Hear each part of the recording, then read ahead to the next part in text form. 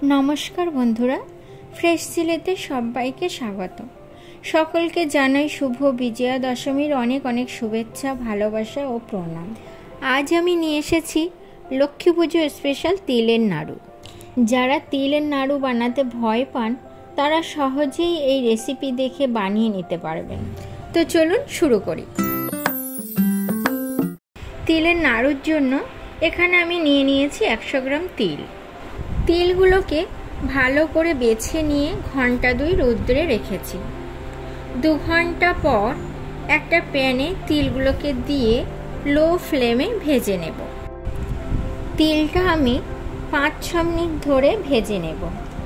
তিল ভাজার সময় অনবরত নাড়তে হবে যাতে পুড়ে না যায়। তিল ভাজার পর তিলগুলো বেশ ফুলে উঠবে ও সুন্দর গন্ধ ছাড়বে। এই অবস্থায় তিলগুলো অন্য পাত্রে নামিয়ে নেব।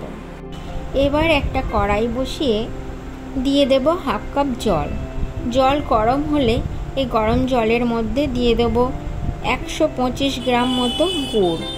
এখানে আমি ভেলি গুড় নিয়েছি, আপনারা পছন্দ হলে আখের গুড়ও নিতে পারেন। ফ্লেমটা এখন আমি মিডিয়াম লোতে রেখে দেব।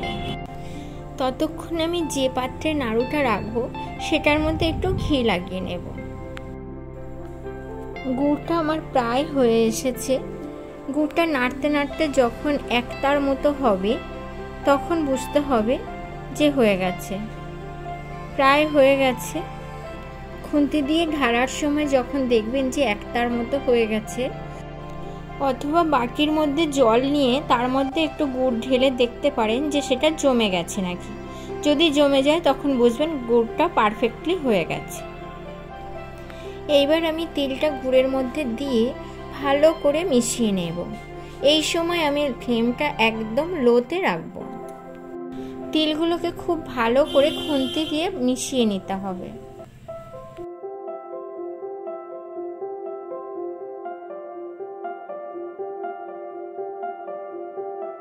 তিলের নাড়ু আমার প্রায় রেডি। এবার আমি ঢেলে নেব।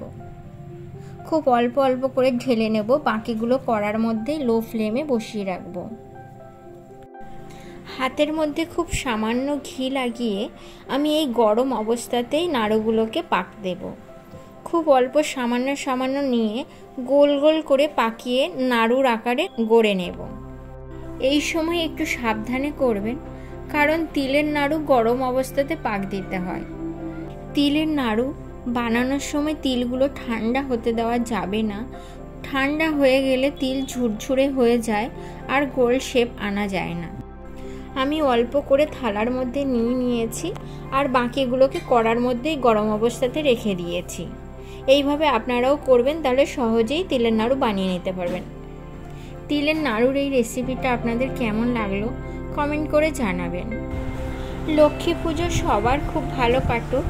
ফিরে আসবো নতুন কোনো রেসিপি নিয়ে। বাই।